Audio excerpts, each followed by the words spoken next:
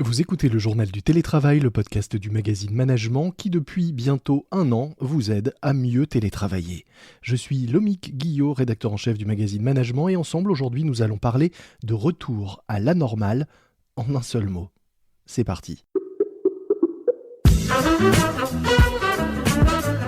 C'est le journal du télétravail.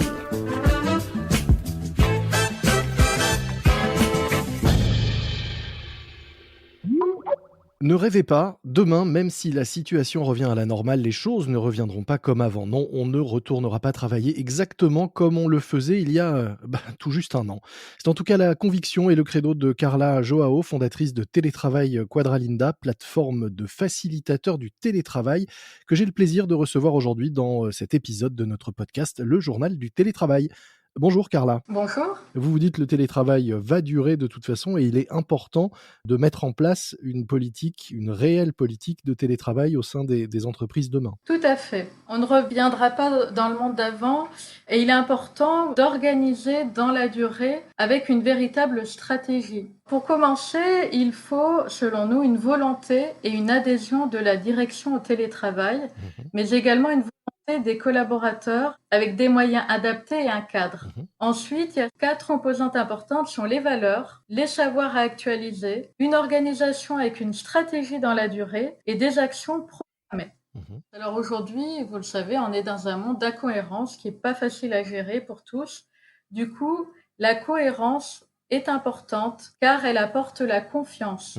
À partir de la confiance, on peut susciter la cohésion et entraîner une plus grande compétitivité. Il ne s'agit pas de casser les organisations en place, mais de les faire évoluer. Comment on les fait évoluer ces organisations sans les casser? Il faut simplement former, accompagner? Il faut partir de l'existant.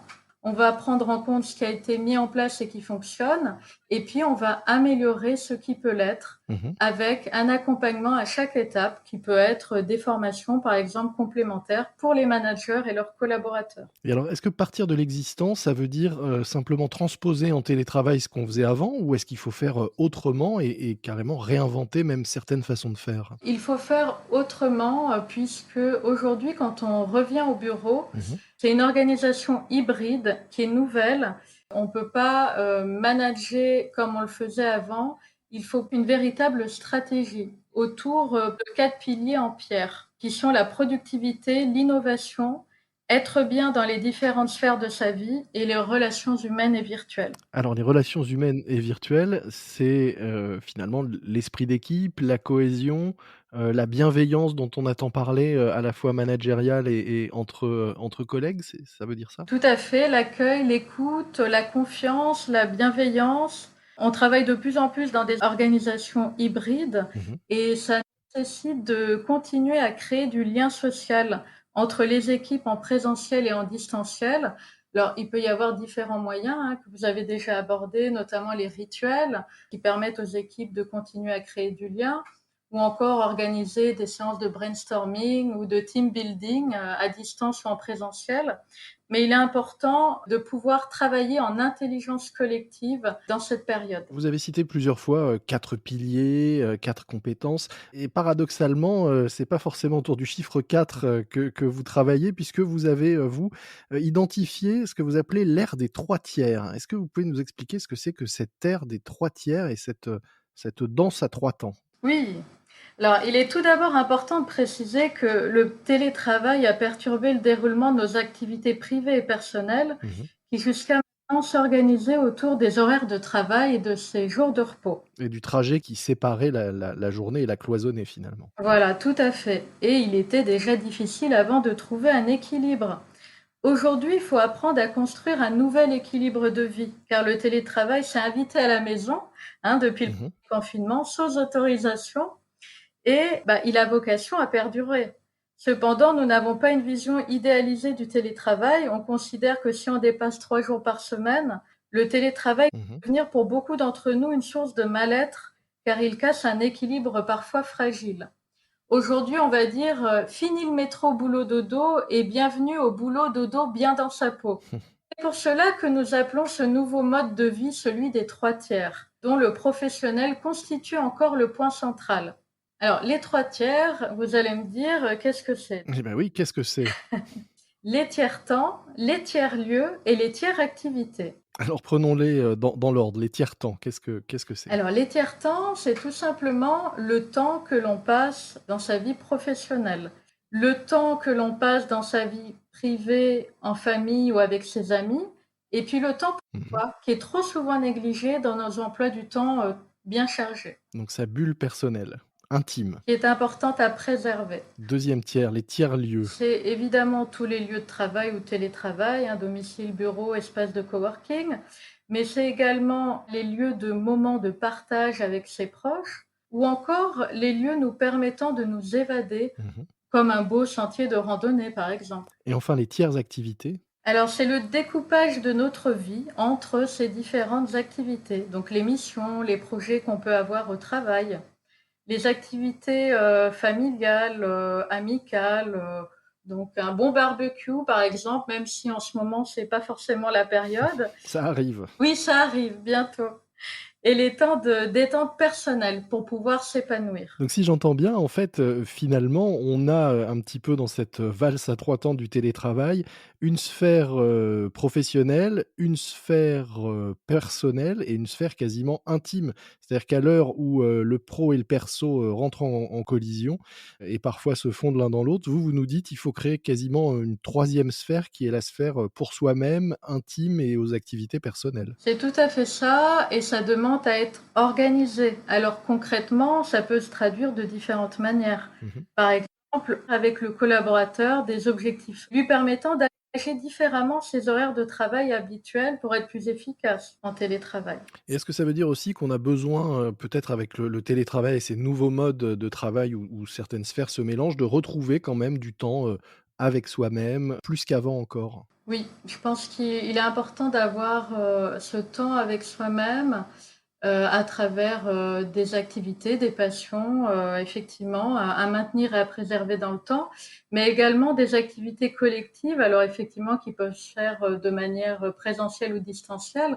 On a vu notamment du e-yoga, se développer, mais plus que jamais face à cette nouvelle donne sociétale et éthique, il est important de pouvoir s'épanouir, Mmh. et l'organisation y contribue. Évidemment, tout ça, ça ne fonctionne pas si, par ailleurs, on souffre de solitude, d'isolement, on va pas en rajouter en se retrouvant uniquement seul avec soi-même. Il faut que par ailleurs, on ait, une vie, équilibrée, et épanouissante, tant sur le plan, personnel qu'avec, ses collègues ou au sein de l'entreprise. Tout à fait. Et ce qu'on entend aussi, c'est que, c'est d'ailleurs pour ça d'ailleurs, que je vous ai, pour tout raconter, contacté sur LinkedIn. C'est, vous avez, posté, un message qui m'a interpellé, qui disait: «Soyons sérieux, réapprenons à sourire».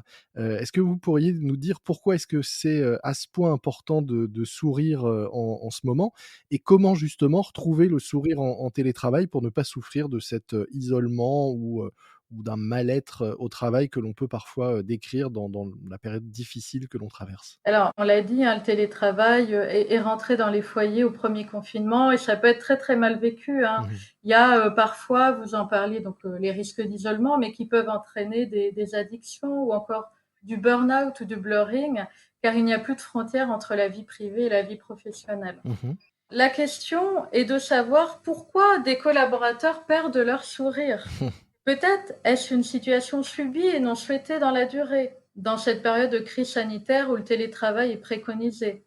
Peut-être est-ce par manque de confiance de leur N+1 ou par manque d'accompagnement, ou encore par surcharge de travail ou de non-déconnexion. En fait, c'est en répondant à cette question et en résolvant chaque situation que le sourire reviendra. Sans se forcer, mais en essayant de régler les problèmes, avant tout. Tout à fait. À partir du moment où on a réglé, le problème, je pense que c'est un terreau favorable après pour pouvoir créer de la confiance et du sourire. Je crois qu'aujourd'hui, on a plus que jamais besoin de sourire. Alors, avec masque ou sans masque, au bureau ou en visio, sourions car il se voit et il crée une dynamique positive autour de nous. En plus, comme le disait Raoul Follereau, il ne coûte rien et il produit beaucoup. Moi, je vous invite à le partager sans modération. Eh ben, j'espère que le message, sera passé et qu'on aura donné, envie, à ceux qui nous écoutent, aujourd'hui de sourire, un peu plus ou en tout cas de trouver les moyens de retrouver rapidement le sourire, et surtout, notamment, au télétravail et en télétravail. Merci beaucoup, Carla Joao. Je rappelle que vous êtes la fondatrice et dirigeante de Télétravail Quadralinda, plateforme de faciliteurs du télétravail. Nous mettrons un lien vers le blog qui présente vos activités et l'entreprise dans les notes de cet épisode pour ceux qui souhaiteraient en savoir plus. Merci à vous.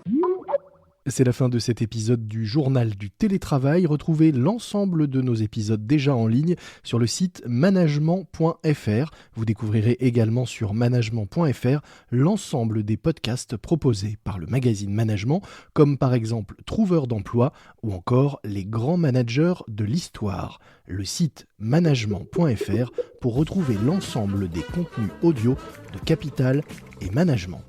Moi je vous dis à très vite, d'ici là, soyez prudents, respectez les consignes, les gestes barrières et le couvre-feu, et bon télétravail à tous. C'est le journal du télétravail.